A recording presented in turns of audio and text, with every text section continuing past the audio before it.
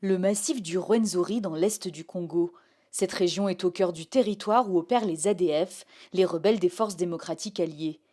Ils ne sont qu'un groupe parmi la centaine de groupes armés actifs dans la région, mais de loin le plus meurtrier.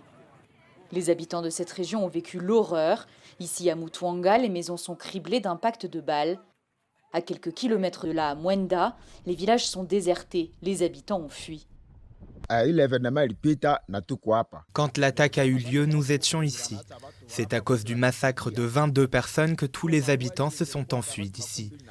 Lorsque nous les avons retrouvés morts, les corps découpés à la machette, nous avons pris la décision de fuir. Les attaques se font souvent de nuit et sont d'une violence inouïe. Des centaines de civils ont été massacrés ces 6 derniers mois, souvent décapités à la machette et les bras ligotés dans le dos.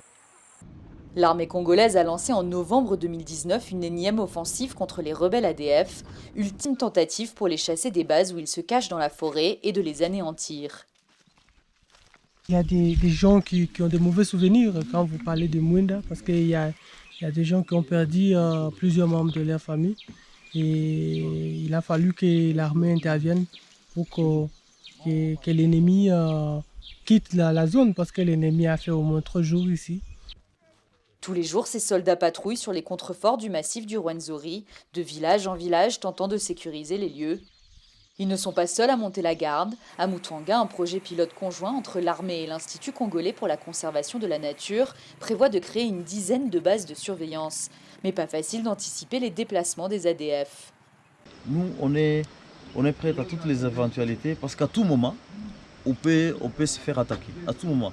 Comme vous voyez, notre installation, c'est une défensive capable. Donc on est à mesure de se défendre très rapidement si quelque chose nous arrive. Donc ici, à partir du moment où nous sommes là, nous attendons aux éventualités d'attaque.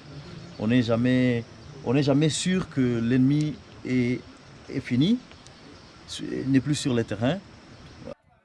À l'origine, les ADF étaient des rebelles musulmans ougandais. Aujourd'hui, ils n'opèrent plus dans leur territoire d'origine. Dans le secteur de Béni, ils ont fait plus de 6000 morts depuis 2014, selon l'épiscopat congolais. Longtemps, leur appartenance à la galaxie djihadiste a posé question. Depuis avril 2019, un cap a été franchi. Une partie de leurs attaques sont revendiquées par l'État islamique. La guerre nous a vraiment surpris. Nous ne comprenons rien à cette guerre. Nous ne savons pas si ces ADF viennent pour tuer des personnes ou voler des biens dans un but précis ou non. Nous savons que Dieu nous a fait grâce pour que nous puissions nous retrouver ensemble ici, vivants. Tout récemment, les agissements des ADF sont encore montés d'un cran dans l'horreur. Le 27 juin, un attentat à la bombe dans une église de Béni a fait 2 blessés et un kamikaze s'est fait exploser devant un bar. Les 2 attaques ont été revendiquées par l'État islamique. 2 mois après la déclaration de l'état de siège par le président Félix Tshisekedi dans la région et l'annonce de moyens supplémentaires pour l'armée, la situation sécuritaire ne cesse de se dégrader.